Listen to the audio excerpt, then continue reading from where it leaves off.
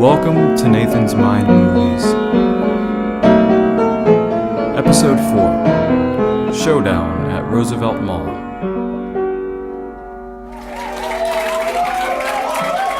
My wife and I have been consumed by an irrational desire to have a child.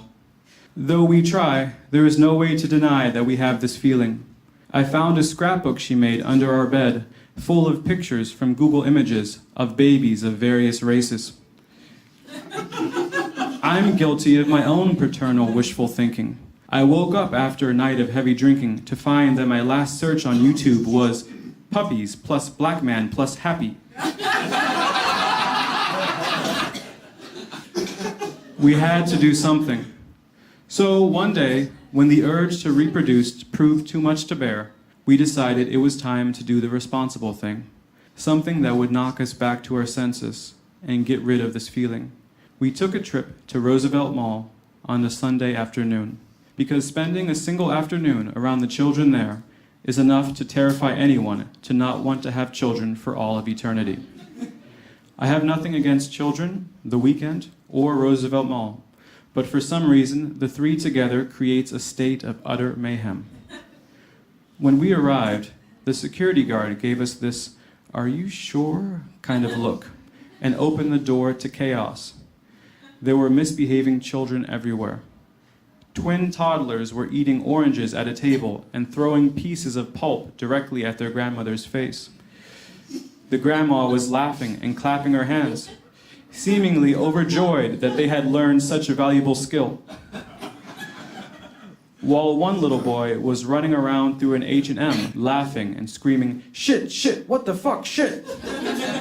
I looked around and agreed with his statement. "Have you seen enough?" I whispered to my wife. "Yes," she said. "Dear God, yes." We decided to see a movie on the top floor, and on our way there, I saw something strange. There was a man wearing a large telephone costume. The costume was modeled after an old-fashioned cell phone with a big foam antenna coming out of the top. He was standing outside of a phone shop, holding a sign that read, "Don't be old-fashioned like me, buy the newest smartphone today." He stood there, slouching, a frown fixed on his face, his cartoonish foam antenna flopping to and fro. I respected his honesty in not smiling. Nobody would believe he could possibly be happy. It was the worst job in the world. With a big fluffy costume like that, he was an easy target. It was only a matter of time before the children descended upon him. And sure enough, it happened. The torture started mildly enough. A group of children ran to him and started slapping his numbers. The telephone man tried to play along by doing a little dance when they hit him, but it was to no avail.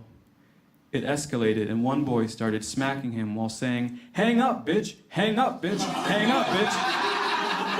over and over again. Then a tall boy climbed up his back and clung to the antenna, roaring like King Kong. The telephone man fell backwards and collapsed to the ground while the children cheered. As he lay there, two great shadows appeared behind him, causing the other children to scatter. Two chubby boys, maybe 11 or 12 years old, appeared. The telephone man stood up and groaned at the sight of them. With their matching mohawks and gold chain necklaces, they seemed like a tag team wrestling duo.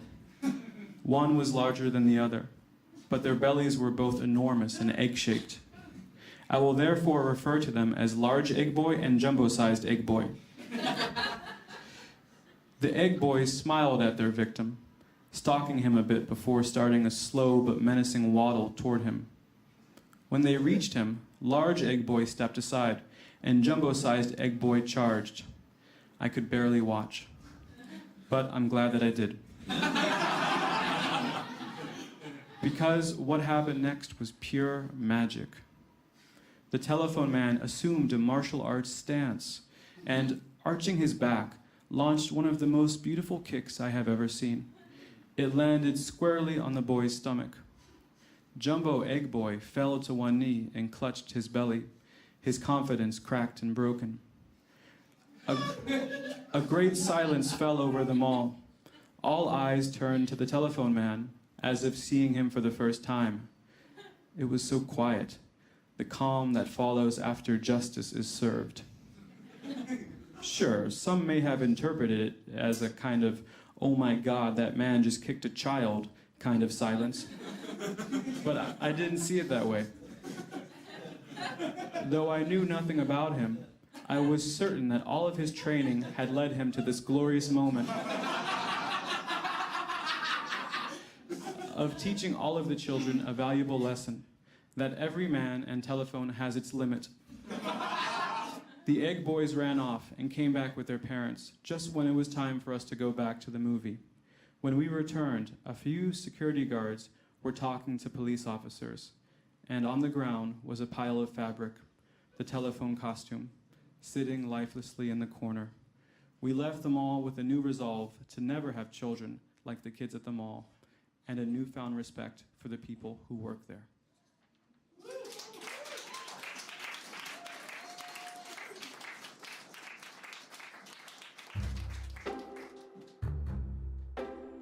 Nathan's Mind movies are written and narrated by me, Nathan Adeshina.